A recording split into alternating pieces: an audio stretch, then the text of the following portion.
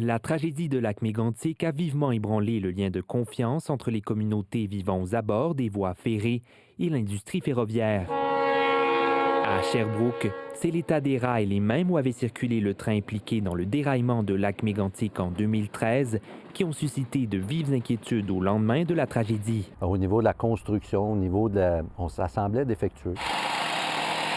Mais la situation s'est depuis améliorée. Le Canadien Pacifique a investi des millions depuis l'acquisition de la voie ferrée en 2020. Le risque zéro n'est jamais présent, mais je vous dirais que par rapport à ce qu'on était, moi, en tant que coordonnateur des mesures d'urgence, je suis satisfait des progrès qu'on a faits. Une autre amélioration, les équipes d'urgence comme celle de Stéphane Simoneau peuvent maintenant connaître rapidement les matières dangereuses dans les trains en cas d'accident grâce à cette application lancée en 2015. Un périmètre d'évacuation peut aussi rapidement être calculé. Ça va me donner 150 pieds d'évacuation par rapport à mon positionnement. À l'échelle du pays, le gouvernement fédéral se targue d'avoir apporté de nombreuses améliorations en resserrant ses règles depuis 2013. Le ministère des Transports a notamment augmenté de près de 50 son nombre d'inspecteurs et effectue davantage d'inspections.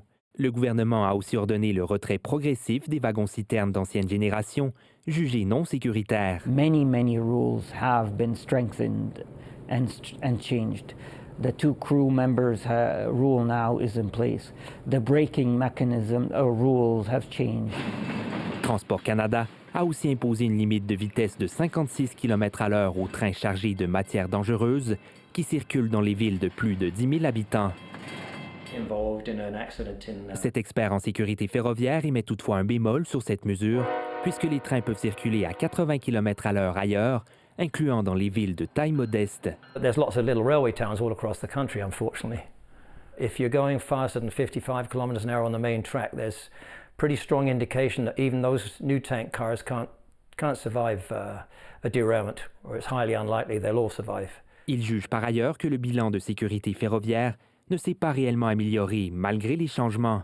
Le nombre d'accidents en voie principale n'a pas baissé depuis 2011, au contraire selon les données du Bureau de la sécurité des transports. I think the railways and the government have to just stand back and examine what they're doing wrong because clearly things aren't going they're not any better than things were in 2013 in my opinion. Plusieurs déraillements impliquant le déversement de millions de litres de pétrole ont eu lieu au cours des dernières années. Comme Yann Neisch, la présidente du Bureau de la sécurité du transport, juge que la surveillance des compagnies ferroviaires pourrait être améliorée. On veut que Transport Canada démontre qu'ils sont en mesure de vérifier l'efficacité des systèmes de gestion de sécurité de la part des compagnies ferroviaires et de prendre des mesures de façon opportune avant qu'un accident arrive, de façon à être certaine que la compagnie est capable de gérer ses affaires en toute sécurité. Il y a encore des étapes, des mesures à prendre pour rassurer tout le monde que le système fonctionne comme il devrait. La militante Anne-Marie Saint-Cerny, qui a enquêté sur la tragédie de lac Mégantic, dresse quant à elle un dur constat.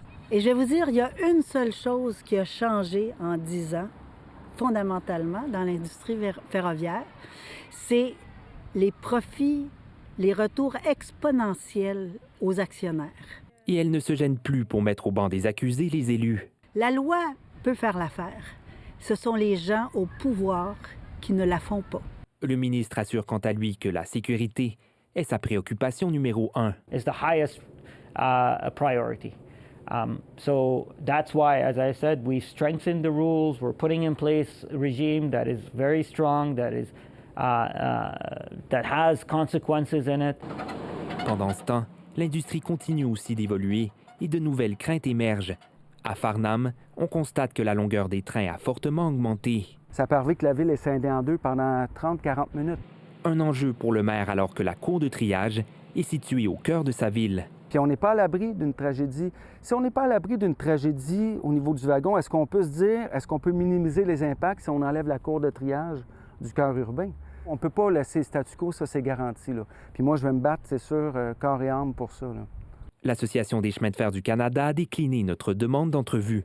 Par courriel, l'organisme indique que le taux d'accident des trains des chemins de fer de catégorie 1, soit les compagnies ayant réalisé des recettes d'au moins 250 millions de dollars par année, s'est amélioré de 16,2 % en 10 ans.